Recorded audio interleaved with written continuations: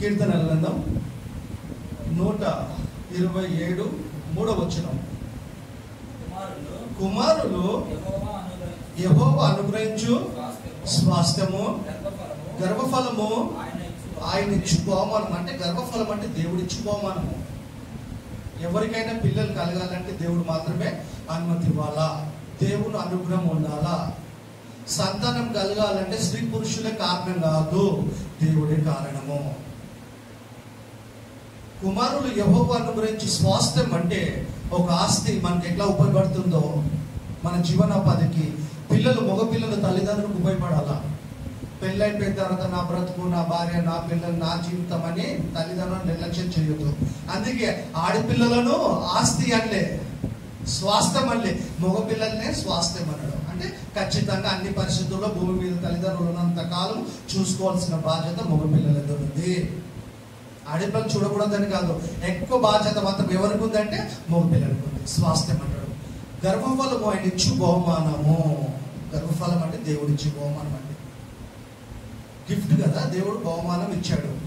ప్రపంచంలో ఎవరికైనా ఎన్ని బహుమానాలని ఇవ్వచ్చు, చాలా ఖరీదైన ఇవ్వచ్చు కదా. కానీ ప్రపంచంలో ఆరిన నేల మీద ఎవరికి ఎవరు ఎప్పుడు ఇవ్వని బహుమానం, భవిష్యత్తులో కూడా ఇవ్వలేని బహుమానం ఏమన్నా ఉందంటే దేవుడిచ్చే బహుమానమే, అది పిల్లలు. ప్రపంచాన్ని ఎవరైనా ఇవ్వగలుగుతారా? ఇవ్వలేరు. సంతానం కలగకుండా చేసుకోగలరేమో కానీ, చెడగొట్టుకోగలరేమో కానీ సంతానం అవ్వటట్టు చేసుకోలేదు. టెక్నాలజీ ఎంత పెరిగినా, అంటే దీని అర్థం ఏమైపోయింది, పిల్లలు దేవుడే ఇవ్వాలా. నువ్వు దేవుడిని నమ్మకు, ఇది సత్యం. గర్భఫలము దేవుడు మాత్రమే ఇవ్వాలా. ఈ గర్భఫలాన్ని ఇచ్చిన దేవుడు ఖచ్చితంగా తల్లిదండ్రులకు బాధ్యతను అప్పగించాడు, ఆజ్ఞలను ఇచ్చాడు. ఆజ్ఞలు అంటే ఏంటంటే రిక్వెస్ట్ కాదు, ఆర్డర్, శాసనం. దేవుడి చట్టం ఇది. పిల్లల్ని ఇచ్చిన దేవుడు పిల్లల్ని ఎలాగ పెంచాలనో అమ్మ నాన్నకు ఆజ్ఞలు ఇచ్చాడు. దేవుడు ఆజ్ఞ ఇచ్చాడు, ఆయన శాసనాన్ని చెప్పాడు పిల్లలు ఎలా పెంచాలా. ఎందుకు పిల్లల విషయం ఎంత చర్య తీసుకుంటాడు దేవుడు? తల్లిదండ్రులకు చెప్తున్నాడు పర్టికులర్ అంటే ప్రపంచం పరిస్థితులు బాగలేవు, ఎక్కడ చూసిన మోసాలు, దొంగతనాలు, అత్యాచారాలు, నేరాలు, ఘోరాలు, మంచితనం అనేది ఎక్కడ లేదు, నీతి అనేది ఎక్కడ కనబడతలేదు మనకి. చాలా భయంకరంగా ఉండే పరిస్థితులు టోటల్ ప్రపంచంలో అంతటా. ఇలాంటి పరిస్థితులను ఎరిగిన దేవుడు పిల్లల్ని ఎలా పెంచాలా, మనం ఎలా బ్రతకాలా అనడానికి దేవుడు 66 పుస్తకాల పరిశుద్ధ గ్రంథాన్ని మనకు చేతికి అందించాడు. ఈ విద్య ఎక్కడికి తీసుకెళ్తుంది అంటే పరలోకానికి తీసుకెళ్తుంది మనని. మనం చదువుతున్న పాఠశాలలో, కళాశాలలో, విశ్వవిద్యాలయాలలో ఆ విద్య ఏం చేస్తే తెలుసా, మనకి ఏం తెచ్చి పెడుతుందో తెలుసా? కడుపుకు జానెడు పుట్టకు అన్నం పెడుతుంది, కొంతకాలం ఉపయోగపడుతుంది మనం బ్రతకడానికి. ఆ చదువు ఎంత చదివినా ఈ భూమి మీదనే ఉపయోగం మనకది. సంపదనైనా ఇంకా ఏదైనా మనం అనుభవించాలన్నా, కానీ ఈ లోక సంబంధమైన చదువులు పరలోకాన్ని మనకి ఇవ్వదు, నిత్య జీవాన్ని ఇవ్వదు. అది ఎరిగిన దేవుడు మీ పిల్లల్ని ఒకవేళ మీరు నిర్లక్ష్యం చేస్తారేమో, మీ పిల్లలు కూడా పాడైపోతారేమో అని పిల్లల్ని ఇచ్చిన దేవుడు బాధ్యతను అప్పగించాడు.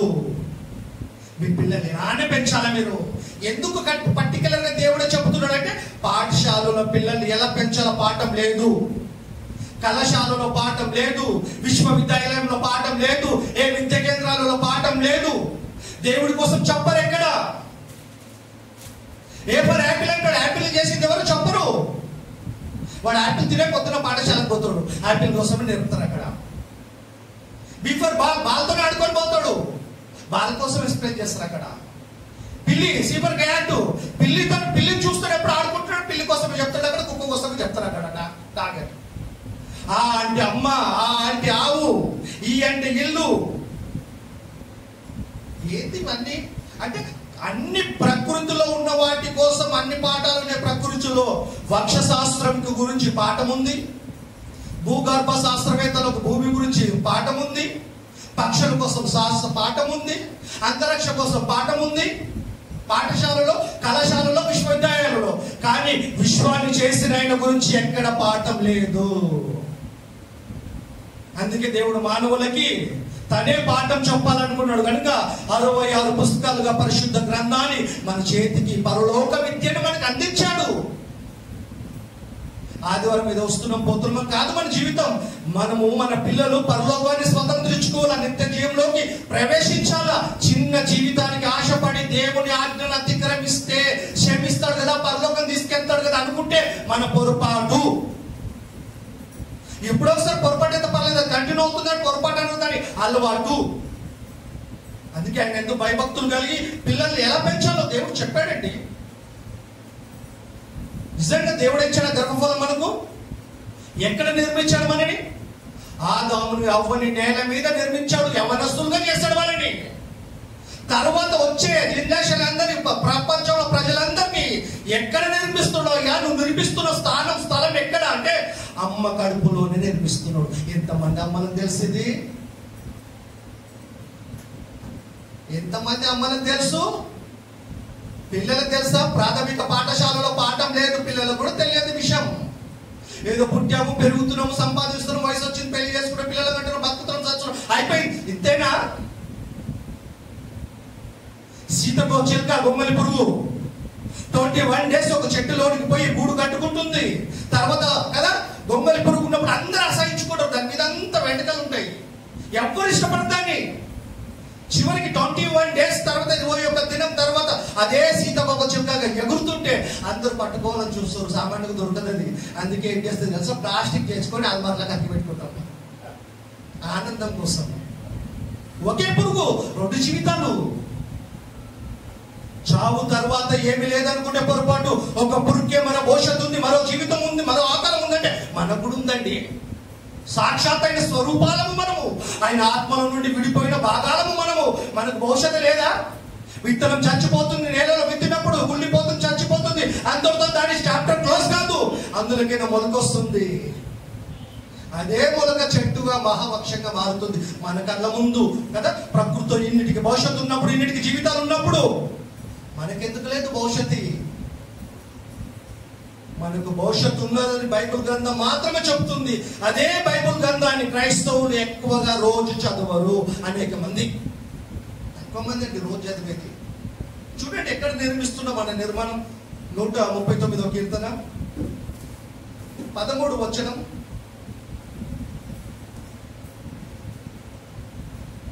నెమ్మది చదువురా. నా అంతర్ద్రియములను నీవే కలగజేసితివి, నా తల్లి గర్భమందు నన్ను నిర్మించిన వాడు నీవే. దానికి మనం చెప్తుండండి, వండరు కదా ఆయన. ఆలోచించాడండి ఆయన. నేను పుట్టడానికి కారణం నేను కాదు, మా అమ్మ కాదు, మా నాన్న కాదు, మా నాన్న కాదు, మా అమ్మ కాదు, దేవుడు మాత్రమే కారణం అని అనుకున్నాడు ఆయన. తెలిసిపోయింది ఆయనకి. జ్ఞాని అయినా, మహాజ్ఞాని, లోక జ్ఞాని కాదైనా, లోకాలను చేసిన అయినా, విద్య ఎరిగిన వాడు, మహోన్నతుని విద్య ఎరిగిన మహాజ్ఞాని అయినా. నా తల్లి గర్భమందు నన్ను నిర్మించిన వాడు నీవే. అందరూ ఒకటే కదండి. ప్రపంచంలో మనుషులందరినీ తల్లి గర్భంలో నిర్మిస్తుందండి సాక్షాత్తు దేవుడండి. అమ్మకు తెలుసా ఈ విషయం? నాన్నకు తెలుసా విషయం? అమ్మ చెబుతే కానీ నాన్న తెలియదు. నాన్న కదా అమ్మ నాన్న కలిసి వైద్యుల దగ్గరికి వెళ్తే కానీ వాళ్ళు సైన్స్ స్కాన్ చేసేదాకా వాళ్ళకు తెలియదు. ఎలా నిర్మిస్తుండు చూస్తాం. అది కూడా కీర్తన గ్రంథం 119:73 వచనం. ఒకటే సెంటెన్స్.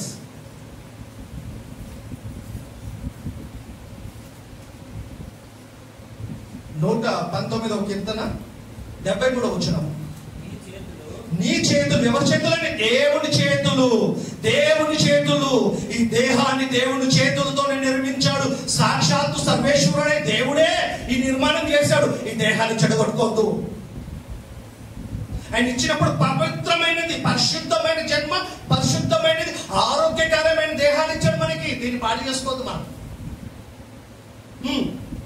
నీ చేతులు నన్ను నిర్మించి నాకు రూపు ఏర్పరచని డిజైనింగ్ ఎవరు చేశారయ్యా?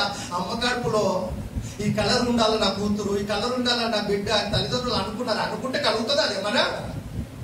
నిర్మించిన ఆయన దేవుడు అండి. సాక్షాత్తు సర్వేశ్వరుడు దేవుడే తల్లి గర్భంలోకి ఆయన చేతులు ప్రవేశం కలిగిన. ఎందుకో తెలుసా? నిర్మించాలి నిన్ను. ఎంతకాలమో తెలుసా? 9 మాసాలు చూడాల ప్రతి క్షణం నిన్ను. ప్రతి క్షణం చూడాలా నిన్ను, ప్రతిదినం నేను ప్రతి క్షణం కాపాడాలా నిన్ను. ఎప్పుడు ఏమి చేయాలో ఆయన నిర్ణయించుకొని ఆయన షెడ్యూల్ ప్రకారంగా నీ నిర్మాణం జరిగింది. కంప్లీట్ ఎప్పుడైతే 9 months. ప్రకృతిలోకి వచ్చేదాకా నువ్వు ఎలా ఉన్నావో నేను ఎలా అమ్మ నాన్నకు తెలియదు. టెక్నాలజీ అడ్వాన్స్ ముందు కనుక ఉంటే ఇలా ఉండొచ్చు అని వచ్చేస్తాం. స్కానింగ్ గా చూడొచ్చు, స్కానింగ్ చేస్తే చూడొచ్చేమో, కానీ పక్క ఖచ్చితంగా మాత్రం మాకు తెలియదు. ఎంత శ్రద్ధ తీసుకున్నాడు మనుషుల నిర్మాణం కోసం దేవుడు. ఎన్నో శబ్దాలండి, వినికిడి, ఆనందిస్తున్నాము. సువాసనలండి, ఏ వాసన తొందరగా పసిగట్టే గుణం దేనికుందో తెలుసా? మన ముక్కుకుంది. ప్రకృతిలో ఎన్నో చూడగలుగుతున్నాం మనము. కళ్ళండి, కళ్ళు కదా. అందులో ఉన్న లెన్స్ పాడైపోయినానుకో, చెడగొట్టుకున్నాం అనుకో, చూడకూడని విషయాలు చూసి కదా, మళ్ళీ చాలా సేమ్ యాజ్ ఇట్ ఈస్ మళ్ళీ కళ్ళాల ఉన్నాయి మనకి. చూపుడు పాడు చేసుకోండి మనం. దేహం అండి, కళ్ళు మూసుకనని చెప్పు, నువ్వు ఎడ్డోడు కన్నా చెప్పు, గుడ్డోడు కన్నా చెప్పు, పెట్టు. నాలుక మీద తీపి పెట్టిన గుర్తుపడతాడు, పులుపు పెట్టిన గుర్తుపడతాడు, కారం పెట్టిన గుర్తుపడతాడు, చేతి పెట్టిన గుర్తుపడతాడు. అంటే నాలుక గుణం పెట్టాడండి దేవుడు.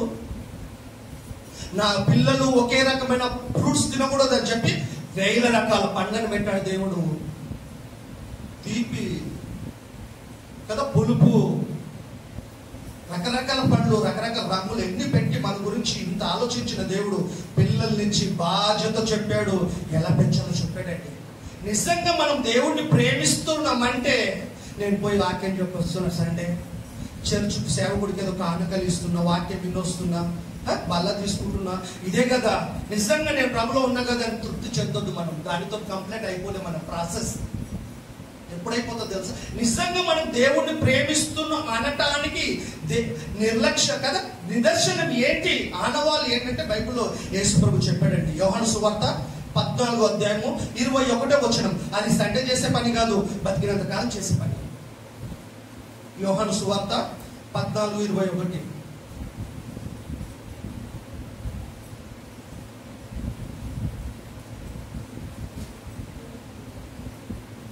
దొరికింది కదా?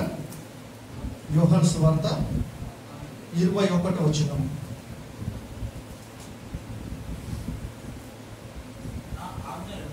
నా ఆజ్ఞలను అంగీకరించి వాటిని గైకొన్న వారే నన్ను ప్రేమించువారు.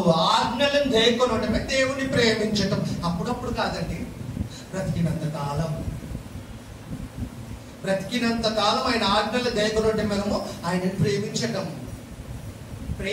మీనింగ్ ప్రేమించటం, ఆరాధించటం, పూజించటం అంటే ఏంటి? ఆయన మాట వినటమే. ఎప్పుడు? బ్రతికినంత కాలం వినాలా, అన్ని పరిస్థితుల్లో వినాలా. చదువు కంటిన్యూ. నా ఆజ్ఞలను అంగీకరించి వాటిని గైకొన్న వాడే నన్ను ప్రేమించువాడు నా తండ్రి వలన ప్రేమింపబడును. దేవుడు మనం ప్రేమించాలంటే, దేవుడు యుద్ధం నుండి వచ్చిన దేవుడు కుమారుడు యేసు ప్రభు చెప్పిన మాటలైన ఆజ్ఞలను మనం గైకొంటే యేసుని ప్రేమిస్తున్నట్టు. యేసుని ప్రేమిస్తే తండ్రి చేత ప్రేమింపబడతాం. ప్రేమించటం కంటే ప్రేమింపబడటమే గ్రేట్. అంటే టోటల్ గా తండ్రినైనా క్రీస్తునైనా మనం ప్రేమిస్తున్నాం అంటే అర్థం ఏంటి కదా? దీనికి ఏంటి గుర్తు అంటే ఆయన ఆజ్ఞలు గైకొడతాం.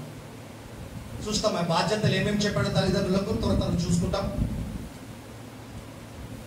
ఎప్పుడు నేర్పాలా దేవుడి గురించి పిల్లలకి?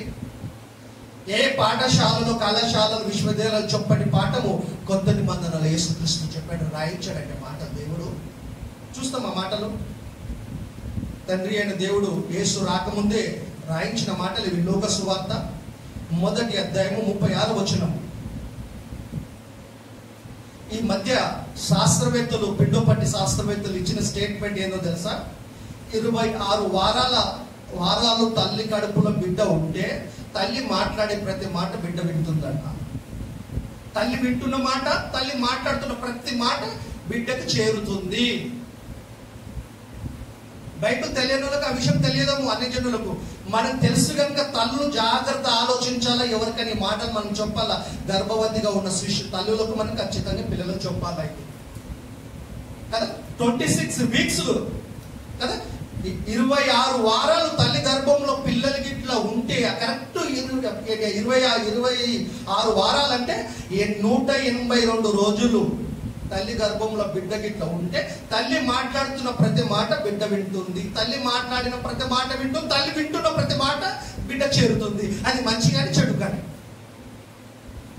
ఈ మధ్య శాస్త్రవేత్తలు కొద్ది కాలం క్రితం చెప్పాడు, బిడ్డోపతి శాస్త్రవేత్తలు, తల్లి గర్భంలో ఖచ్చితంగా 182 రోజులు పిల్లను ఉన్నదనుకో తల్లి మాట్లాడే ప్రతి మాట బిడ్డ వింటుంది, తల్లి వింటున్న ప్రతి మాట వింటుంది. కనుక బిడ్డ తల్లిదండ్రులు గర్భవతులు ఉన్న తల్లులు చాలా జాగ్రత్తగా ఉండాలి. ఆ టైంలో జాగ్రత్త లేకపోతే వినకూడని మాటలు మీరు విన్నారనుకో బిడ్డ వింటుంది, మాట్లాడకూడని మాటలు మీరు మాట్లాడారు అనుకో బిడ్డ వింటుంది. చదువునా, కానీ బైబిల్ ఎప్పుడో చెప్పింది, నీ బంధువురాలు మరియమ్మకు దేవదూత ప్రత్యక్షమే, గాబ్రియల్ దూత నీకు కొడుకు పుట్టబోతుండు, అయినా సర్వలోకానికి రక్షకుడైనా, తన ప్రజలు తన పాపాల నుండి రక్షించబోతుండు, దేవుని కుమారుడైనా అని ఆ ఇన్ఫర్మేషన్ అంత ఇచ్చిన తర్వాత చెప్తున్న సందర్భం ఇది. నీ బంధువురాలు ఎలిజబెత్ కూడా తను వృద్ధాప్యమందు ఒక కుమారుని గర్భము ధరించినది,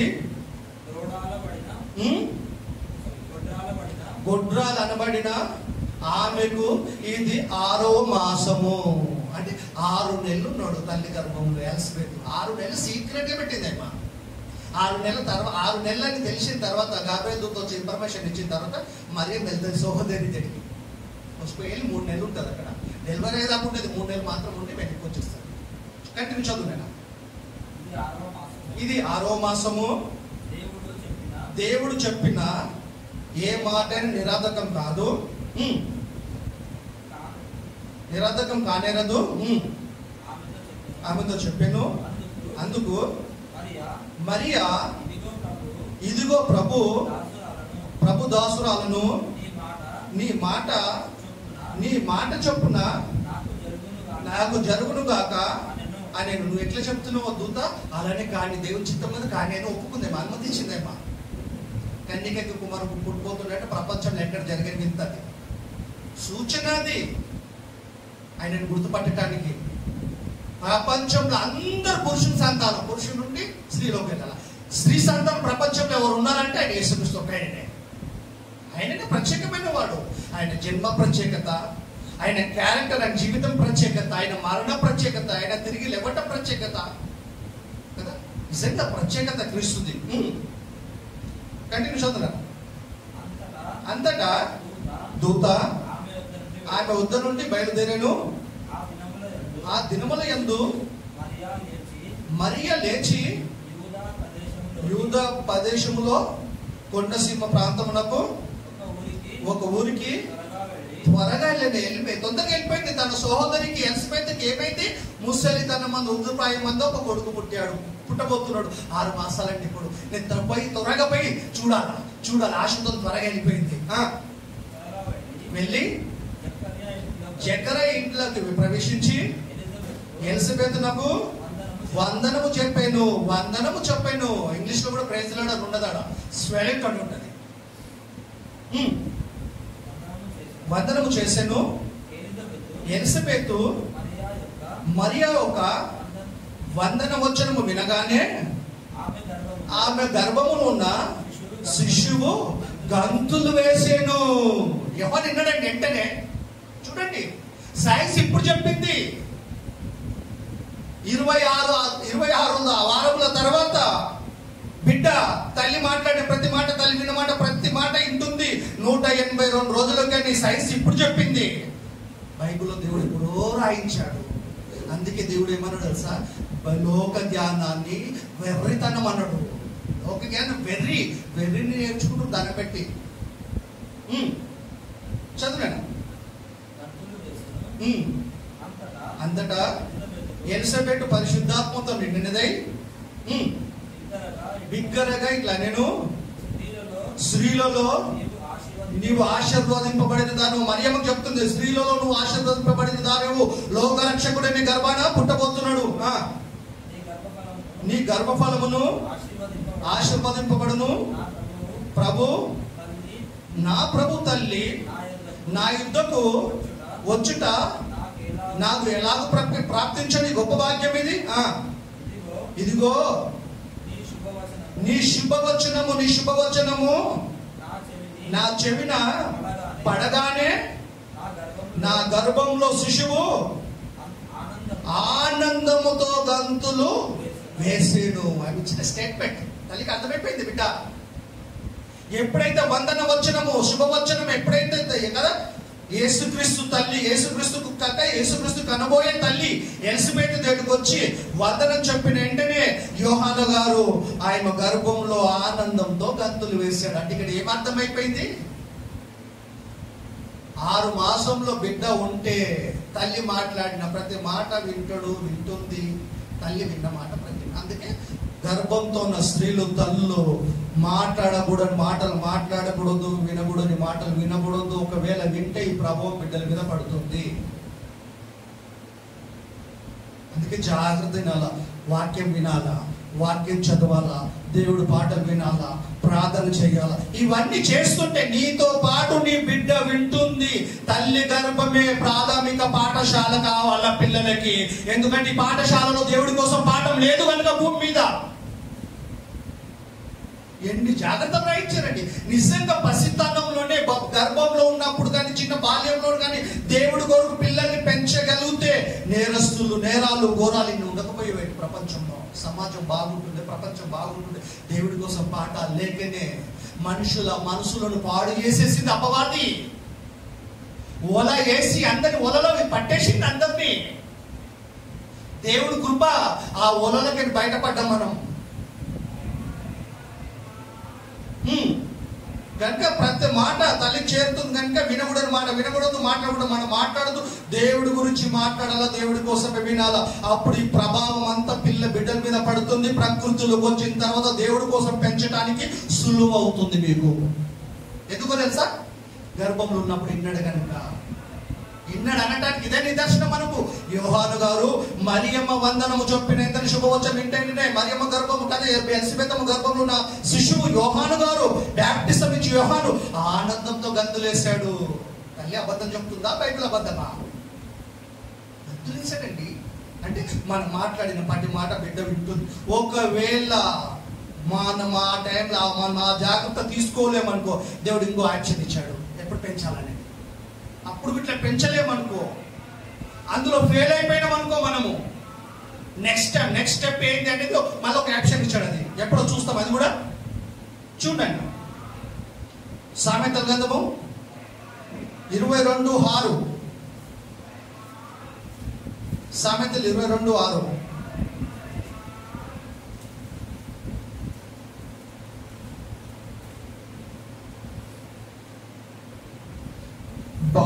బాలుడు నడవలసిన తగును వానికి నేర్పుము, వాడు పెద్దవాడైనప్పుడు దాని నుండి తొలగిపోడు.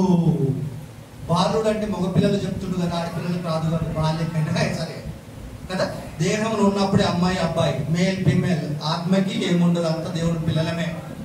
నేను దేవుడికి కుమారుని అయితే నా భార్య కూడదు కదా, ఆయన కూడా కుమార్తెనే. కనుక దేహంలో ఉన్నప్పుడు ఇది అంటే బాలుడు నడవలసిన తగును వాడికి నేర్పము, పెద్దవాడైనప్పుడు దాని నుండి వాడు తొలగిపోడు. అంటే ఫుడ్ నోట్స్ ఏమిస్తారంటే ముసలోడైనా కూడా ఆ మార్గంలోకి తొలగిపోడు. ఏ మార్గం అది? పరలోకానికి వెళ్ళే మార్గం. యేసు మార్గం. యేసు గురించి ఆయన చెప్పిన మాటల కోసము మన పిల్లలకి నేర్పించాలా, పిల్లలకి అభ్యాసింప చేయాలా. ఎలా తెలుసా?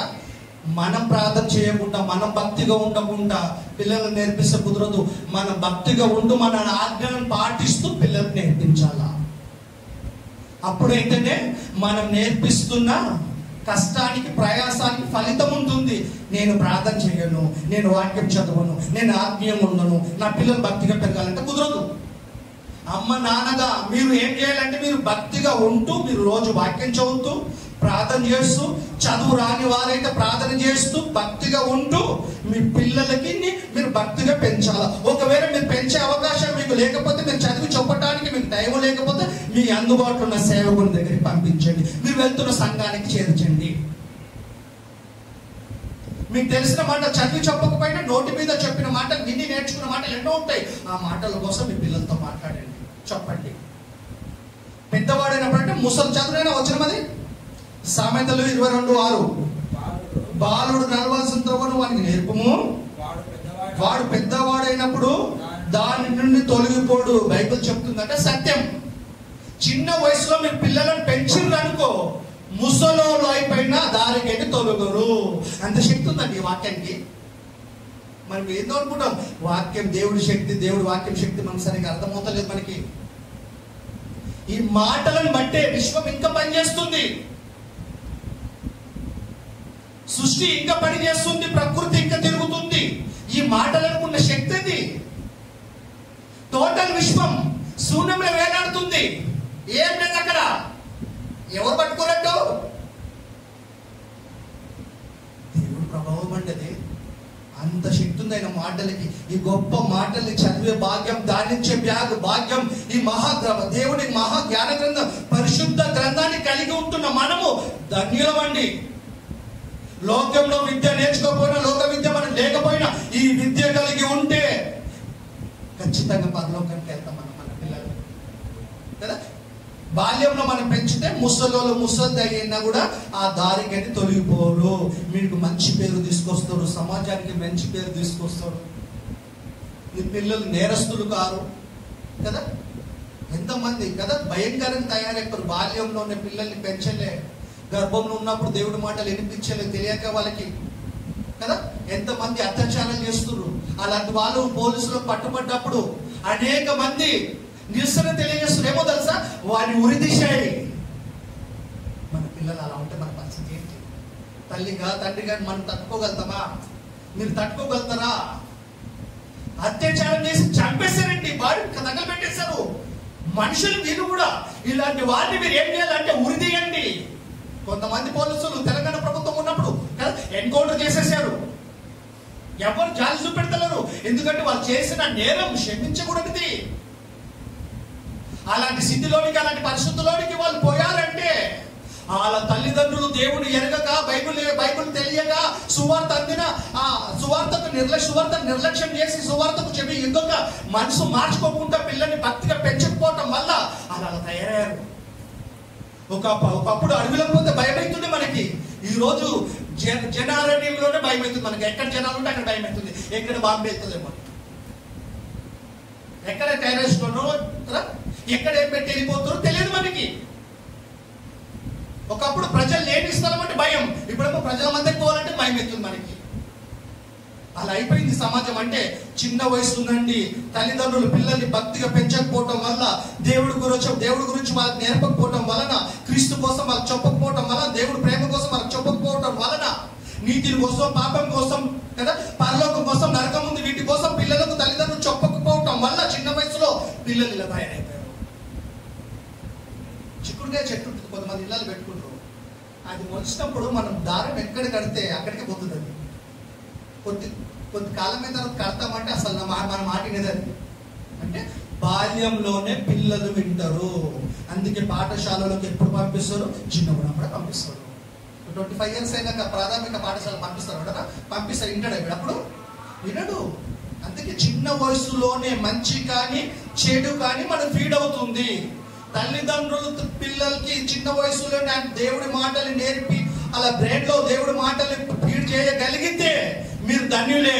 మీ పిల్లలు నేరస్తులు కారు, దొంగలు కారు, మోసగాళ్ళు కారు, అత్యాచారం ప్రయత్నాలు చేయరు, చీడ పురుగులుగా సమాజానికి తయారు కారు.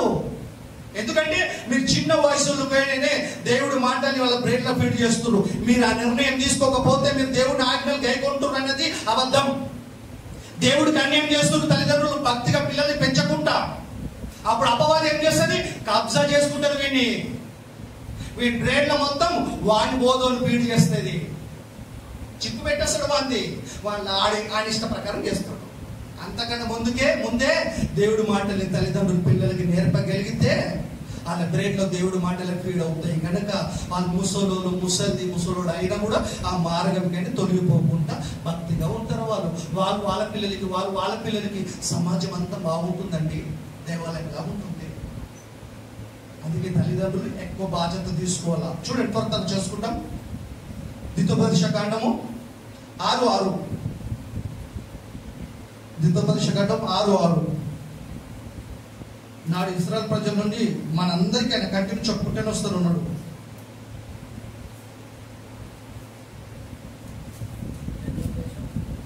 6:6. నేడు నేను నీకు ఆజ్ఞాపించిన ఈ మాటలను నీ హృదయంలోను ఉండవలెను. నీవు నీ కుమారులకును వాటిని అభ్యసింపజేసి నింట కూర్చున్నప్పుడును, త్రవ్వను నడుచున్నప్పుడు, పండుకొనున్నప్పుడును, లేచినప్పుడును వాటిని గురించి మాట్లాడుచుండవలెను. ఏమన్నాడు? వాటి గురించి మాట్లాడుచుండేను. నీ పిల్లలు పండుకున్నప్పుడు, కూర్చున్నప్పుడు, నిద్ర లేచున్నప్పుడు, త్రవ్వుల మీద ప్రయాణించినప్పుడు మీరు ఏం చేయాలి? మీరు చర్చలో వాక్యం వింటున్నారే, బైబిల్ చదివి మీరు నేర్చుకుంటున్నారే, ఈ వాక్యం గురించి నీ పిల్లలతో మాట్లాడాలా. అరే నీకు అత్త అవుతుంది రా, నీకు పెద్ద అవుతుంది రా, మీకు పెద్ద ఆయన అవుతాడు రా, మీ ఆస్తి అక్కడ ఉందిరా, ఇక్కడ ఉంది, ఇవన్నీ చెప్పొద్దు. పాడైపోతాడు వాడు. అవన్నీ చెప్పుకుంటే టైం ఉంది. అవి తెలియకపోయినా నష్టం లేదు మనకి. ఈయన కోసం తెలియకపోతే ప్రమాదం ఉంది, మనకైనా మన పిల్లలకైనా. చదువున ఆలోచనము. నేను నీకు ఆజ్ఞాపించిన ఈ మాటలను నీ హృదయంలోనూ ఉండవలేను. హృదయం అంటే చాలా మంది గుండె అనుకుంటారు. గుండె కాదండి, గుండె ఆలోచించదు. గుండె బ్లడ్ని పంప్ చేస్తుంది అంతే. మన హృదయం అంటే ఏంది? ఆలోచించేది ఇది. ఫీడ కావాల్సింది ఇక్కడ. ఆలోచన పుట్టేది ఇక్కడ. చెడ్డదైనా మంచిదైనా ఇక్కడ ఉంటుంది ఆలోచన. ఫస్ట్ ఇక్కడ ఫీడ్ అవుతుంది, తర్వాత ప్రాక్టికల్ గా బయట తెలుస్తుంది, బయట క్రియారూపం జరుగుతుంది. అందుకే ఇక్కడ రెక్కల కష్టం అంటారు. రెక్కలు ఉన్నాయి మన దేవదూతో లాగా, చేతుల్లో రెక్కలు అంటారు. రెక్కల కష్టం అంటారు తల్లిదండ్రులు. మాటినప్పుడు నా రెక్కల కష్టం తిన్నావు అంటారు, నువ్వు నా మాట ఇంటలేవు అంటారు తల్లిదండ్రులు బాధతో. నిజంగా రెక్కలేడు దేవదూతల్లాగా పక్షులాగా లేవు, చేతుల్ని అంటాము. బ్రెయిన్ హృదయం అనుకుంటు చాలా మంది. అందుకే సినిమాలలో ఏం చూపడతాం, ఇది ఆట బొమ్మ చూపెడతారు, వెళ్తుంది తెలియదానికి కదా. హృదయం అంటే బ్రెయిన్, ఆలోచన. కట్టి చదువుతున్నానా? నేను నీకు ఆజ్ఞాపించిన ఈ మాటలను నీ హృదయంలోనూ ఉండవలెను. నీవు నీ కుమారులకు వాటిని అభ్యసింపజేయవలని. అభ్యసింపజేయవలని అంటే నేర్పించాలా. మా అమ్మ రాపిస్తున్నాడు నాకు చాపిస్తోని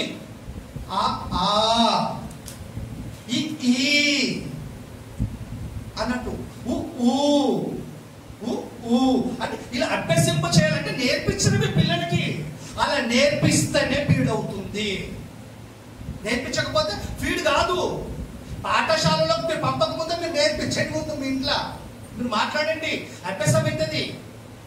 స్పోకెన్ ఇంగ్లీష్ నేర్చుకుంటున్నాం ఇక్కడ మనము. కొంతమంది రాను బయటకు పోయి నేర్చుకుంటారు. నిజంగా ఫ్యామిలీ తల్లిదండ్రులు కూడా ఇంగ్లీష్ మాట్లాడుతుంటే పిల్లలు నేర్చుకునే పని లేదు, ఆటోమేటిక్ వచ్చేస్తుంది. తల్లిదండ్రులు భక్తులున్నారు అనుకో, కొద్ది ప్రభావాలు పిల్లల మీద పడుతుంది. తల్లిదండ్రులు నోటుకొచ్చి మాట్లాడుతుంటే సినిమా పాటలు పెట్టుకున్నారు అనుకో, అది కూడా పడుతుంది దీని మీదనే.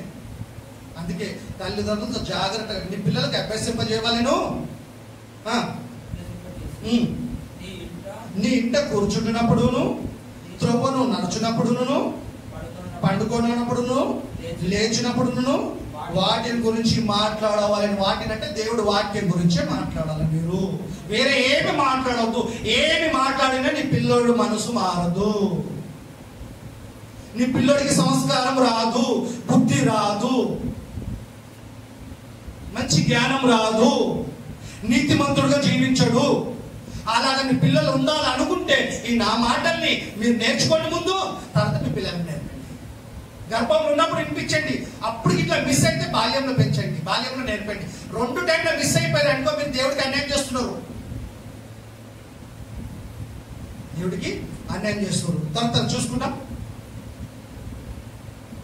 ఆదికాండము 19:4 మనకు తెలుసు. అబ్రహాము సోదరుడు లోతు, 3 దేవదూతలు అబ్రహాం దగ్గర వచ్చి ఒక దూత డైవర్ట్ అయిపోయి వెళ్ళిపోయినప్పుడు ఇద్దరు దేవదూతలు లోతు దగ్గరికి వస్తారు. లోతు దగ్గరికి వచ్చినప్పుడు అక్కడ ఉన్న మనుషులు ఎలాంటి వారు అంటే బాంబేలో ఉన్న రెడ్ లైట్ లాంటి వారు. అంత పాపులాలు, భయంకరమైన సొదొమ గొమొర్రా ఆ చుట్టుపక్కల ప్రాంతాలు. ఎంత పాపం అంటే దేవుడికి ఎంత కోపం వచ్చిందంటే, ఇప్పుడు మస్కట్ కంట్రీలో ఉంటుందంట ఆ భాగం, భూభాగము. ఇప్పటికీ గట్టి మొలవదు అక్కడ, అగ్నిగంధాలు కురిపించేస్తాడు దేవుడు అక్కడ. అంత భయంకరమైన ప్రజలు ఉన్న ప్రాంతం అది. అదే ప్రాంతంలో లోతు ఉన్నాడు, లోతు భార్య ఉన్నదు, లోతు కుటుంబం ఉంది. అయితే ఆయన ద్వారం ఎంట్రన్స్ దగ్గర కూర్చున్నప్పుడు ఇద్దరు దేవదూతలు ఈయన దగ్గరికి వస్తారు. లోతు దగ్గరికి వస్తే లోతు రిక్వెస్ట్ చేస్తాడు, అయ్యా అన్నం పెట్టండి. ఈరోజు చాలా కాలం కొన్ని ప్రాంతాలు మేము తిరుగుతాం కదా, సేవకుడికి కొంతమంది పిలువల్సి అన్నం కూడా పెట్టండి. ఎందుకో తెలుసా, 6 rupees KG rice, 7 rupees KG rice. ఒకటి అడిగినా, అరే మీరు భోజనం పెట్టారు కదా అందుకే నేను బాక్స్ తెచ్చుకుంటున్నానంటే, 60 రూపాయల కిలో మీరేం పెడతారు బ్రదర్ అని నవ్వుతూ అన్నా. అది కాదన్నా, 60 రూపాయలు 70 రూపాయలు అన్న కిలో ఉంటున్నాడు. అంటే ఏంటంటే ఆతిథ్యం ఇవ్వకుండా దేవుడి పిల్లలకు భోజనం పెడితే పోతుంది అనుకుంటున్నాడు తప్ప, దేవుళ్ళు వచ్చి దీవులను పోగొట్టుకుంటున్నారు అనే విషయం వీళ్ళకి చాలా మంది క్రైస్తవులకు అర్థమవుతలేదు. ఏదైనా ఇస్తే కూడా కానుకో కూడా ఇస్తే మేము ఏదో చేస్తున్నాం అనుకుంటే, మీరు ఏం చేస్తలేరు, దేవుడు ఇచ్చింది దాంట్లో ఇస్తుంది.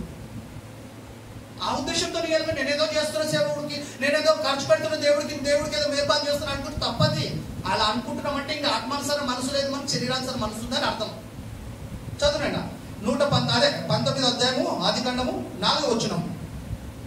ఆయన రిక్వెస్ట్ చేసి భోజనం పిలుస్తాడండి. పాపమైన ఆయన ఎవరు తెలియదు, దేవదూతలు ఎవరు తెలియదు, మనిషి రూపం కనపడరు. వచ్చి రిక్వెస్ట్ చేస్తారు, వచ్చిన వాడికి అన్నం పెట్టాం మనము.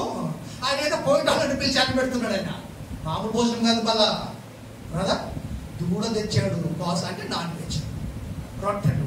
మన కూరగాయలు అన్నమే పెట్టాం కొంతమందికి, అందరు కాదు. అది కొంతమంది చాలా మంది పెట్టాలంటే సేవకులకు భోజనం.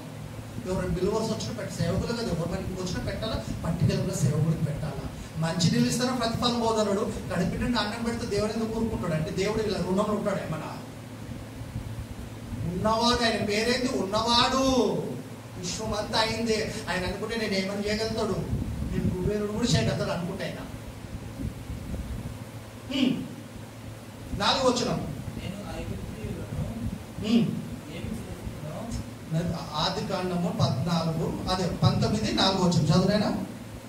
నువ్వు లేట్ అయినా పర్లే, మనమే చదువుతా, కొంచెం నెమ్మదిగా చదువు. బైబిల్ అయినా మొబైల్ చూస్తున్నావా? Bible okay. 19 4వ వచనం.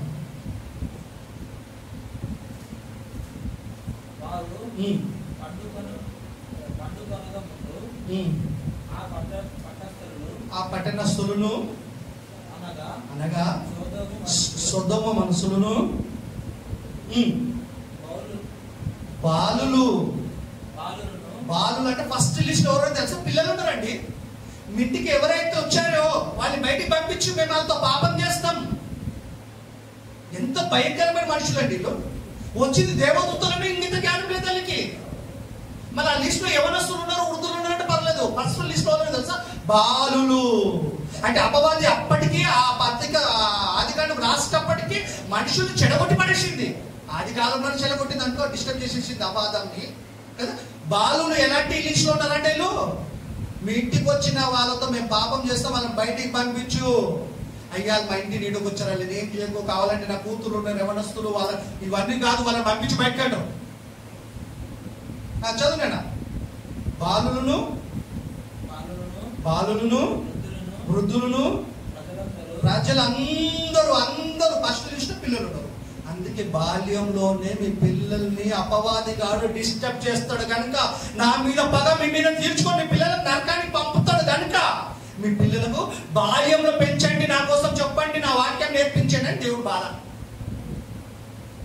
బాల్యంలో పెంచకపోతే బాల్యంలో డిస్టర్బ్ చేసేస్తుంది.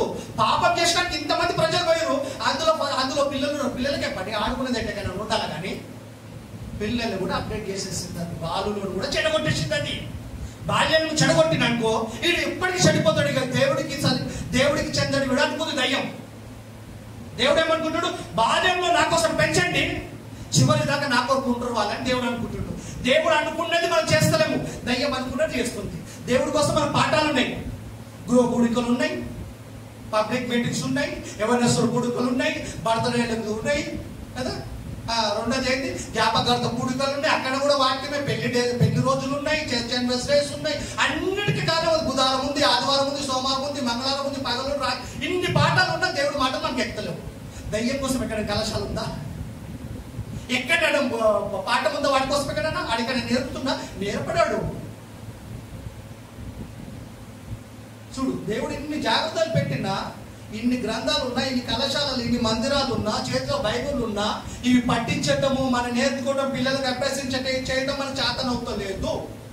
ఇప్పుడు అంటే వయసు మీద పడుతుంది. ఇంకెప్పుడు నేర్పుతాం ఆయన కోసం? మనం తప్పించుకోవాలని నరకం నుండి మన పిల్లల్ని తప్పించాలంటే మన భక్తి ఉంటూ పిల్లల్ని భక్తిగా పెంచుంటారు. బాలు కూడా ఉన్నారు పాపం చేసే లిస్టులో. చూడండి, బాలును చిన్నపిల్లలంటే పిల్లలను కూడా లిస్టులో పెట్టేసి, అందుకే బాల్యంలోనే మీ బాలు నడవాల్సి ఉంటుందా? వాడికి బాల్యంలోనే నడిపించాలా మీరు. బాల్యంలో తల్లిదండ్రులు నడిపే ఆ సొదమ గోమర ప్రజలందరూ భయంకరంలో అంటే దేవుడు అందరూ తగ్గబెట్టి పడేస్తాడు. లోతు పుట్టి మాకు వదిలిపెట్టి అంత కోపం అంటే దేవుడికి. దేవుడు ప్రేమగలుడే అనుకుంటాం మనము. ఆయన భయంకరమైన కోపిష్ఠుడు దేవుడు. దేవుడు ఒకే పక్కకి చూస్తున్నాము. ఆయన ఖచ్చితమైన న్యాయాధిపతి. అవకాశం ఇచ్చినప్పుడు మారకపోతే చెట్టు వేరున గొడ్డలు పెట్టింది అంటాడు మత్తయి సువార్తలో. మనకు పెట్టాడు గొడ్డలు తీయడానికి అన్నట్టు అర్థం. మనకు అర్థం అవడానికి ప్రకృతిని గొడ్డల్ని పెట్టాడు చెట్టుని. చెట్లతో ఆయనకి పని. భూమి పండకపోతే దేవుడికి ఏమైనా ఆకలి వేస్తుందా? వాన కురకపోతే దేవుడికి మన దాహం లేదు, నీళ్లు ఉన్నాయా? ఇవన్నీ మనకి. ఇన్ని ఇచ్చి నా మాటిని ఇంటలేమంటే మనం మంచోళమా? దేవుడి దృష్టిలో చెడ్డోళమా? చెడ్డోళమే. లోబడకపోతే చెడ్డోళమే. నెక్స్ట్ ద్వారకాలు చూసుకుంటాం. 2వ రాజులు 2వ అధ్యాయము 23వ వచనం. ఇక్కడ కూడా పిల్లల్ని భక్తిగా పెంచకపోతే కూడా దేవుడు పిల్లల్ని చంపేస్తాడు అని ఇక్కడ ప్రూఫ్. నిజంగా ఈ వాక్యం చెప్తా భయం అవుతుంది. ఎలీషా కాలంలో ఇది. 2వ రాజులు 2:23 చదువున్నాను నెమ్మదిగా.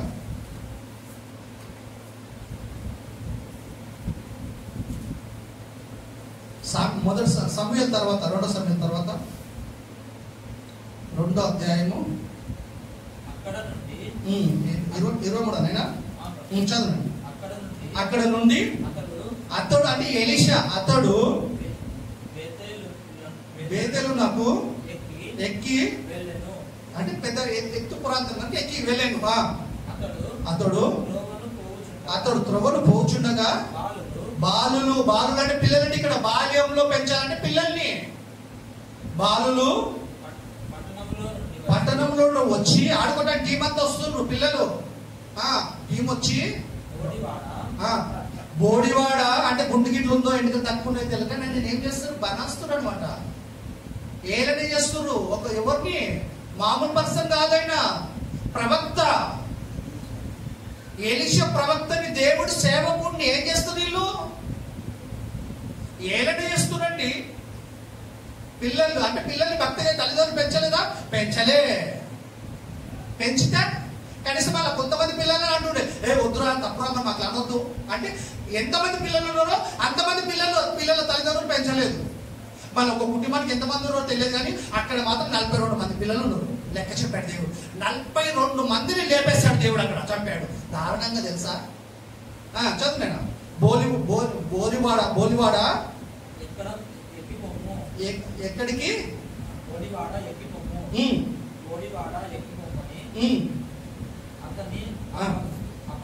అతని అపవాసం చేసి అతడు కోపం వచ్చింది. సేవకుడికి కోపం వచ్చింది.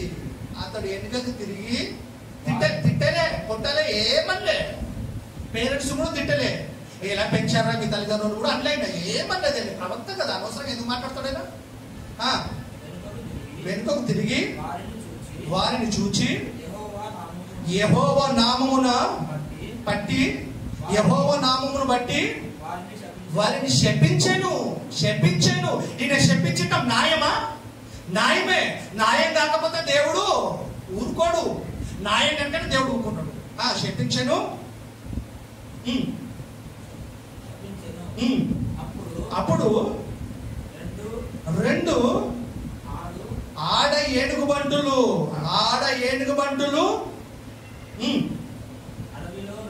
అడవిలో నుండి వచ్చి వారిలో 45 ఇద్దరు బాలులను చీల్చివేసేను. చీల్చేసినాయి వచ్చి ఎంతమందిని? 42 మంది పిల్లలు చంపేసినాయి. అదే తల్లిదండ్రులు పిల్లల్ని బాల్యంలో భక్తిగా పెంచి ఉంటే అంత భయంకరమైన మరణం మరణించడం వాళ్ళు.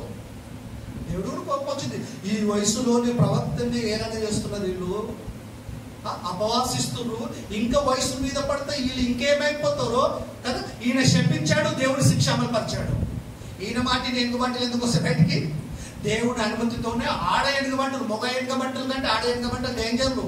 మీకు తెలుసా? మలేరియా జ్వరం కూడా వస్తే మేల్తో రాదంట, ఫిమేల్తో వస్తాయంట.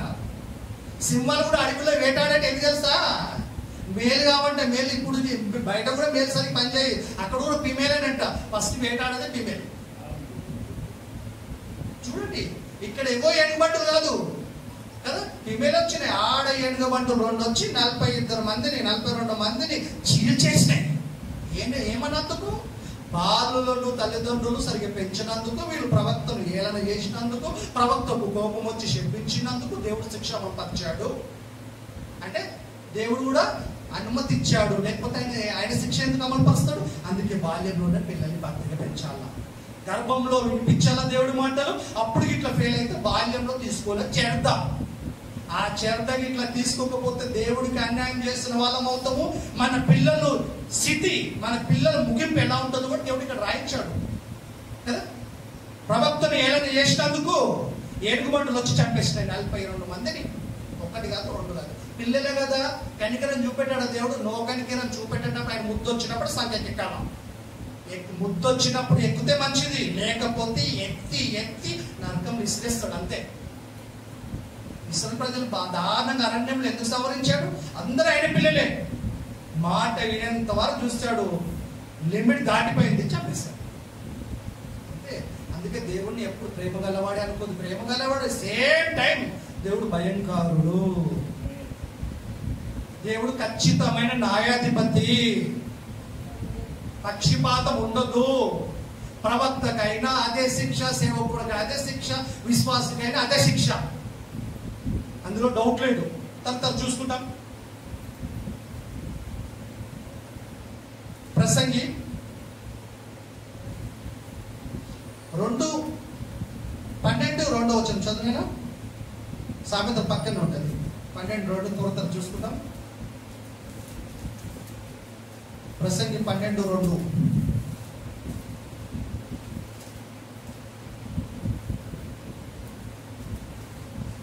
ఒకటే సెంటెన్స్. బాలుడు బాల్య దినమందే చదువునా?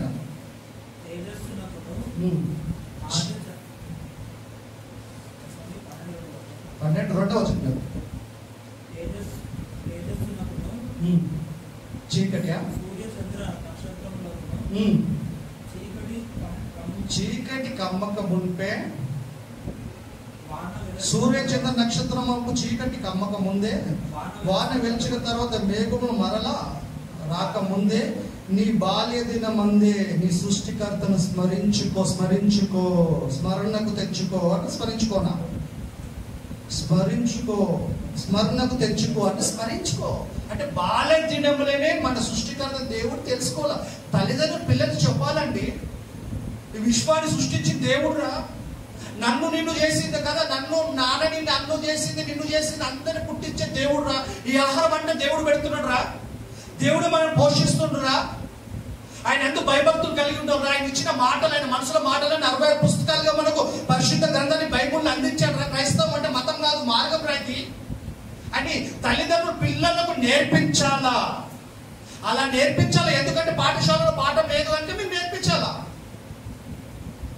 లేకపోతే అపవాది పొంచినోడు మన పిల్లల్ని, మన జీవితాన్ని నాశనం చేస్తానికి కనుక బాల్య దినమందే సృష్టికర్తకు స్మరణకు తెచ్చుకో. బాల్య దినమందే గర్భంలో దేవుడి మాటలు వినిపించలేదా? No problem. నెక్స్ట్ ఆప్షన్ ఇచ్చాడు దేవుడు, బాల్యంలో పెంచండి.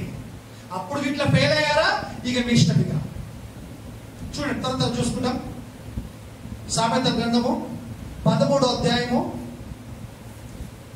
24 వచనం. ఒకవేళ పెంచకపోతే పరిస్థితి ఏంది? పిల్లలు మనకి ఏమైపోతారు, మన పిల్లలకి ఏమవుతావు చెప్పాడు. సామెతలు 13:24.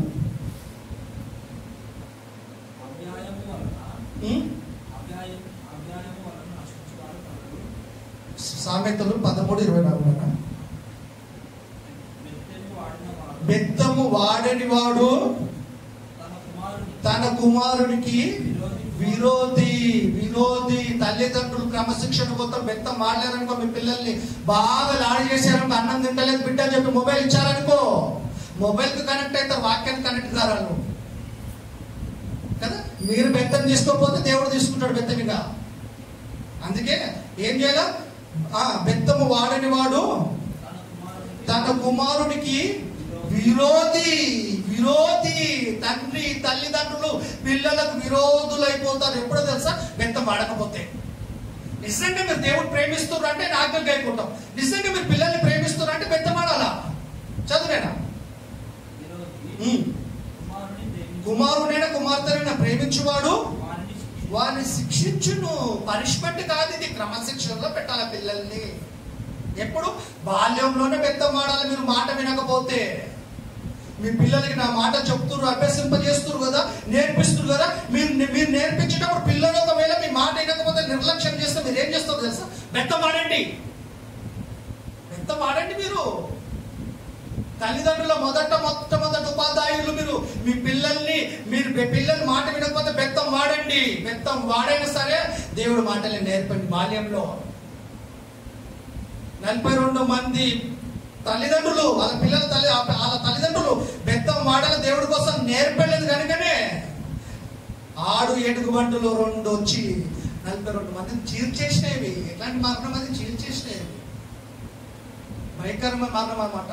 ఒకవేళ ఇప్పుడుంటే బ్రేకింగ్ న్యూస్, అది వైరల్ అయిపోతుంటే మొత్తం. ఇప్పుడు ఇంత టెక్నాలజీ ఇట్లా ఉంటుంది, దారుణం కదా. అంతమంది చాపటం ఏంటి అంటే దేవుడు కోపం ఎంత ఉందో మనకి ఇక్కడ అర్థమవుతుంది. పిల్లల్ని ప్రేమించేవాడు ఖచ్చితంగా బెత్తం వాడతాడు. తర్వాత చూసుకుంటాం అట్లనే 23వ అధ్యాయం సామెతలు 12వ వచనం. నెమ్మది చదువునైనా సామెతలు 23:12. ఉపదేశము మీద మనసుంచు ఉపదేశము. ఎవ్వరు బోధించిన బోధ నాది కాదు, సేవకుది కాదు, ఎవరిది కాదు, సాక్షాత్తు దేవునిది అని తీసుకోవాలి. దేవునిది తీసుకోవాలి. ఉపదేశం మీద మనసుంచుము అంటే ప్రసంగం మీద, వాక్యం మీద. తెలివి గల మాటలు. తెలివి లేని వాడికి తెలివిస్తాయి మాటలు. కొంతమంది పెద్దల్ని గౌరవించడం తెలియదు, సంస్కారం ఉండరు. వాక్యం వింటారు కొద్దిసేపటికి కూర్చొని సేవకుల్ని ఏలన చేసే బిల్వతి చూసినాను కొంతమందిని. ఇప్పుడు అడిగితే ఏమంటారు తెలుసా? లేదు సార్ మేము అట్లా కాదు ఇంకేదో అనుకుంటున్నామని మాట దింపుతారు. అడగటం కూడా వేసుకోవాలి. అంటే బైబిల్ చదవటం వల్ల తెలివి వస్తుంది, సంస్కారం వస్తుంది, మంచి బుద్ధి వస్తుంది. ఏ టైంలో మాట్లాడాలి, ఏ టైంలో మాట్లాడకూడదు తెలుస్తుంది మనకి. ఈ లోకమాలిని అంటుకోకుండా బ్రతకగలుగుతాం. మనము పరిశుద్ధంగా బ్రతకగలుగుతాం. మీ మాటలు నేర్చుకోగలిగితే నీతిగా బ్రతకగలుగుతాం. మనము ధనాపేక్ష ఉండకుండా ఉన్నదంతా తృప్తిగా జీవించగలుగుతాం. మనము దొంగతనం చేయమనం, మోసాలు చేయమనం. లోకంలో జరుగుతున్నట్టు కదా అలాగే మనం చెడిపోము. మనము ఎందుకు తెలుసా? ఈ మాటలు ఆయన మాటలు వినటం వల్ల, ఇన్న మాట హృదయంలో భద్రపరచుకోవడం వల్ల మనకు తెలివి వస్తుంది. ఉపదేశం మీద మనసుంచుము, తెలివిగల మాటలు చెవియుక్కుము. చెవియుక్కుము అంటే కొంతమంది చెవియుక్కుమని అంటే కొంతమంది మందిరంలో కూర్చుంటారు. బాడీ ప్రజెంట్ మైండ్ అప్సెట్ ఉంటుంది. అందుకే చెవిగల మాటలకు చెవియుక్కుము, తెలివిగల మాటలకు చెవియుక్కుము. నీ బాలులను మళ్ళా బాలులు అంటారు చూసినామా? మళ్ళా బాలులను, చిన్న పిల్లల్ని, మరి పసి పిల్లలు అంటే బాలులు అంటే ఉపయోగించుకుంటున్నామా? మీ బాలులను శిక్షించుట మానుకొనకుము. బెత్తం వాడు దేవుడి కోసం, దేవుడి శిక్షలో బోధలో పెంచడానికి మీ బాలికలైనా బాలులనైనా శిక్షించడం మానవద్దు. మీరు మంచి తిండి పెడుతున్నారు, మంచిదే. మంచి బట్టలు ఇప్పిస్తారు, మంచిదే. మంచి చదువు చదివిస్తారు, లోక జ్ఞానం బాగా గుర్తున్నారు, పర్లే. మరి దేవుడి కోసం పెంచదా? ఇది మీకు సంతోషం. ఆస్తి పెడుతున్నారు, బయట విదేశాలు చదివిస్తున్నారు, మీ పడ్డ కష్టాలను పిల్లలు కష్టపడతారు, బాగానే ఆలోచిస్తున్నారు. ఈ జీవితం అయిపోతే నీ పిల్లలైన మనమైన నరకానికి వెళ్తాం భక్తిగా లేకపోతే. మన దాన్ని తప్పించుకుంటే బోధ మనం బోధను అనుసరించకూడదా? మన పిల్లలకు నేర్పొద్దా? నేర్పాలా? నీ బాలను శిక్షించిన మానుకొనకము. కంటిన్యూ. బెత్తముతో వాణ్ణి కొట్టిన ఎడల వాడు చావుకుంటున్నాడు. బెత్తంతో కొట్టిన పిల్లలు చచ్చిపోతారు ఎన్నడా? చావరు. మళ్ళీ ఏమొస్తుంది? క్రమశిక్షణ వస్తుంది. లోక జ్ఞానం కోసం నువ్వు బెత్తం వాడకు. దేవుడి జ్ఞానం నేర్పించటంలో నువ్వు భక్తిగా ఉంటూ దేవుడి ఆజ్ఞలో నువ్వు గైకంటూ తల్లిగా తండ్రిగా నీ పిల్లలకి బెత్తం వాడు. నువ్వు ఆయన మాటినకుంటే బెత్తం వాడకు. బెత్తముతో వాడు కొట్టినాడలా. మళ్ళీ పై చదువునైనా. బెత్తముతో నువ్వు వాడిని కొట్టినాడలా పాతాళమున. నువ్వు పైకి చదవలేవు. మళ్ళీ మొదటి చదువు 12 ఉపదేశం మీద మనసుంచుము, తెలివిగల మాటలు చెవి యొక్కము, నీ బాలను శిక్షించుట మానుకొనకము. బెత్తముతో వాడిని కొట్టినేడల వాడు చావుకుండును. బెత్తముతో వాడిని కొట్టినేడల పాతాళంలోకి పోకుండా వాని ఆత్మను నువ్వు తప్పించేదవు. అంటే పిల్లలు నరకానికి పోకుండా కాపాడాలంటే ఫస్ట్ రెస్పాన్సిబిలిటీ ఎవరికి ఇచ్చాడు? తల్లిదండ్రులకు ఇచ్చాడండి. ఏం చేయాలి? మీరు బెత్తం వాడైనా సరే నీ పిల్లల్ని క్రమశిక్షణలో పెంచితే వాడు చనిపోయిన తర్వాత, దేహం విడిచిన తర్వాత, ఈ లోకం జీవితం ముగిసిన తర్వాత నరకానికి పోకుండా, నరకంలో కఠినమైన శిక్షలోనికి పోకుండా నీ పిల్లల్ని తప్పించవచ్చు. మన పిల్లల్ని మనం తప్పించవచ్చు. మనము అంటే మనం నిర్లక్ష్యం చేస్తున్నామంటే మన నిర్లక్ష్యం చేస్తున్నాము. మన పిల్లల్ని నిర్లక్ష్యంగా పెంచుతున్నామంటే మనం ఎక్కడ రెడీ అవుతున్నాము? నరకానికి, పాతాళంలో రెడీ అవుతున్నామని అర్థం. అంటే మనం జ్ఞానులు అజ్ఞానులు అంటే ఇలా బ్రతికే వాళ్ళంతా అజ్ఞానులే. కంటిన్యూ చదువు. నేను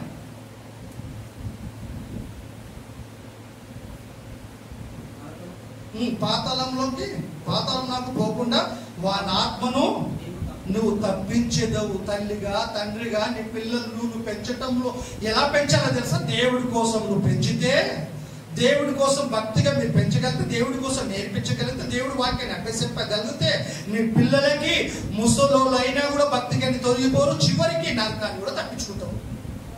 మెత్తం వాడకపోతే ఖచ్చితంగా వెళ్ళేది నరకానికి. తర్వాత చూసుకుంటాం. ఎఫెసీయులకు రాసిన పత్రిక 6వ అధ్యాయము 4వ వచనం. ఎఫెసీ 6:4.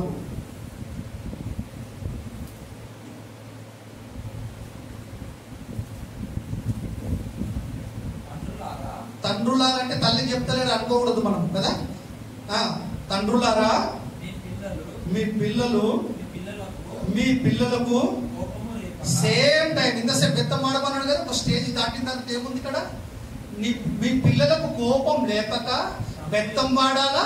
రెండోది సేమ్ టైం వాళ్ళకు కోపం లేకుండా చూసుకోవాలా. అంటే వాళ్ళ మనస్తత్వాన్ని, సైకాలజీగా వాళ్ళని అర్థం చేసుకుంటూ దేవుడు వాక్యాన్ని వాళ్ళకి నేర్పాలా. పిల్లల్ని డిస్టర్బ్ చేయొద్దు. మళ్ళా తండ్రులారా మీ పిల్లలకు కోపము లేపక ప్రభు యొక్క శిక్షలోను బోధలోను వారిని పెంచండి. మేమే పెరగట్లేదు, మా పిల్లల్ని ఎలా పెంచాలా ప్రభువా? మీరు ఎవరో నేను ఎరగని బిడ్డ అంటాడు ఆయన. అప్పుడు ఏం చేస్తాడు? అందుకే కదా, తండ్రులారా మీ పిల్లలకు కోపం లేపక ప్రభు ఒక శిక్షణలోను బోధలోను వారిని పెంచండి. మెత్తం వాడాలా. రెండోది అన్న మనసత్వం కూడా అర్థం చేసుకోవాలా. దేవుడు ఆజ్ఞలు చెప్పడం మానొద్దు, పిల్లల్ని పోగొట్టుకోవద్దు. పిల్లల్ని కాపాడుకొని దేవుడి కోసం పెంచాలి. మీరు భక్తిగా ఉంటూ పిల్లల్ని పెంచాలా. మీరు భక్తిగా లేకుండా పిల్లల్ని పెంచితే వీలు కాదు పెంచడానికి. మమ్మీ నువ్వే ప్రేయర్ చేయవు, నాకేం చెప్తున్నావు? డాడీ నువ్వే వాక్యం చదువు, నాకేం చెప్తున్నావు? ఏం చెప్తావు? ఏమన్నా ఉంది ఆన్సర్? తల కింది వేసుకుంటాం తప్ప అలాంటి పరిస్థితి తెచ్చుకుంటున్నాము కదా. మంచి తండ్రిగా మంచి తల్లిగా మీరు ఉండాలా దేవుడి దృష్టిలో. అంటే ఆయన ఇచ్చిన బహుమానాలని ఆయన కోసం పెంచాలి. బ్రతికినంత కాలం ఆయన చూపు మీ మీద, మీ పిల్లల మీద ఉంటుంది. బ్రతుకు ముగిస్తే నరకానికి వెళ్ళమంటే మన పిల్లలైనా పరదేశకి వెళ్ళిపోతాం. వేసి వస్తే పర్లోకి వెళ్ళిపోతాం. గొప్ప భాగ్యం కదా. మనం ఎంత కష్టపడి ఇన్ని రోజులు ఇంతుండి భూమి మీద ఎంత సంపాదించుకున్నా చివరికి మన నరకానికి పోతే ఏ ప్రయోజనం? కొలెస్ట్రాల్ రాష్ట్ర పత్రిక తినాలి చివరిగా. కొలెస్ట్రాల్ రాష్ట్ర పత్రిక 3:21 సేమ్ వర్డ్స్, అదే సెంటెన్స్ మాత్రమే. తండ్రులారా మీ పిల్లల మనసు కృంగకుండునట్లు వారికి కోపం పుట్టించకండి. సైకాలజీగా వాళ్ళ మనసుని అర్థం చేసుకోండి. వాళ్ళ మనసు కృంగకుండా, వాళ్ళ మనసు కృంగకుండా, వాళ్ళకు కోపం రాకుండా సేమ్ టైం బెత్తం వాడుతూ మీ పిల్లల్ని ప్రభువు శిక్షణ పెంచాలి. వాళ్ళ మనసు కృంగిపోకుండా చూసుకోవాలా, వాళ్ళకు కోపం రానియకుండా చూసుకోవాలా, దేవుడి కోసం పెంచాలి సేమ్ టైం. ప్రయాసం కష్టమే కదా, మళ్ళీ ఇట్లా కష్టపడితేనే వాక్య ప్రకారం బతకటం కష్టము. ఈ కష్టానికి ఫలితమే పరలోకం అనేది నిత్య జీవం. మన భూమి మీద కదా కొద్ది జీవితానికి ఎంత కష్టపడతామండి. 8 hours కదా, 20 కదా, ఒకసారి 12 hours ప్రైవేట్ క్లాసులు పిల్లలకి చిన్న వయసులో కళ్ళతో రావడం, చదివి చదివి చదివి చదివి చదివి కదా, కనుక వాళ్ళ మనసు కురిగిపోకుండా చూడాలా. చివరి మాట చూడండి, మరియమ్మ ఎంత శ్రద్ధ తీసుకుందంటే తల్లి నిజంగా తల్లి ఎలిజబెత్ అన్నట్టు ప్రభు తల్లి నా దగ్గరకు రావుట నాకు ఎట్లా ప్రాప్తించింది, ఆయన నిజంగా ధన్యురాలే. గుంపులో ఉన్న ఒక స్త్రీ, కొంతమంది స్త్రీలు అక్కడ చూసి యేసు ప్రభుని ఏమంటూ చూస్తాం చివరి మాటలు. లూకాసు వార్త 11:27 ఒక తల్లి యేసు ప్రభుని చూసి ఏమంటుందో, మన పిల్లల గురించి మన కదా ఎవరైనా మన అలా అన్నప్పుడు నిజంగా తల్లిదండ్రులు పొంగిపోతారండి. అంతకు మించిన ఆనందం ఏముండదు కదా. తల్లిదండ్రుల పిల్లలు మంచి పేరు తీసుకొచ్చినప్పుడు ఉండే ఆనందం దేనితో పోల్చడం. కోట్ల ఆస్తి తెచ్చిన తల్లిదండ్రులకు అంత ఆనందం ఉండదండి. దేవుడికి ఎప్పుడు ఆనందమో తెలుసా, మనం దేవుడి కొరకు మనం బ్రతికినప్పుడు, పిల్లల్ని దేవుడి కోసం మనం పెంచినప్పుడు దేవుడు హ్యాపీ, దేవుడు సంతోషించాడంటే పరలోకం పక్కా, మనకి డౌట్ లేదు. ఇక భూమి మీద ఏ వైరస్ వ్యాధులను రాని మళ్ళీ వచ్చిందంటే ముప్పుడు పెళ్లికి ఇంటర్ అయిందంట. ఎవ్వడ కానీ ఇంటర్వ్యూ మన భక్తిగా ఉన్నామనుకో, జాగ్రత్త ఉండాలి, జాగ్రత్త ఉండొద్దని కాదు, భక్తిగా ఉన్నామనుకో దేవుడి హస్తంలో ఉంటాం, ఆయన గుప్పిట్లో ఉంటాం. మనం నో ప్రాబ్లం, డోంట్ వెరీ. నువ్వు జాగ్రత్తగా, నేను జాగ్రత్త ఉండాలంటే భక్తిగా ఉండాలి, జాగ్రత్త ఉండాలి, భక్తిగా ఉండాలి. కేవలం భక్తిగా ఉంటే కదా సరిపోదు, జాగ్రత్తగా ఉండాలి. దేవుడు మన క్షేమంగా కాపాడుతాడు మనని, మన పిల్లల్ని. హఠాత్తుగా మనం చంపడు, ప్రమాదంలో మనం చంపడు, మన పిల్లల్ని చావనియడు, భయంకరమైన చావు రానియడు మనకైనా, ఎందుకంటే ఆయన భక్తిగా ఉంటే. చూడండి లూకాసు వార్త 11:27 ఆయన ఈ మాటలు బోధించుకుంటా చెప్తుండగా ఆ సమూహంలో చాలా మంది ఉన్నారండి జనాలు. ఆ సమూహములో ఒక స్త్రీ ఆయనను చూచి, నిన్ను మోసిన గర్భం ఏ తల్లి కన్నదయ్యా నిన్ను, ఆ తల్లి ధన్యురాలు. మరి ఏమో కోరుతురండి, ఎంత బాధ్యతగా పెంచింది, ఎన్ని అవమానం పడేదండి. పెళ్లి కాకపోతే కొడుకుంటబోతున్నాక.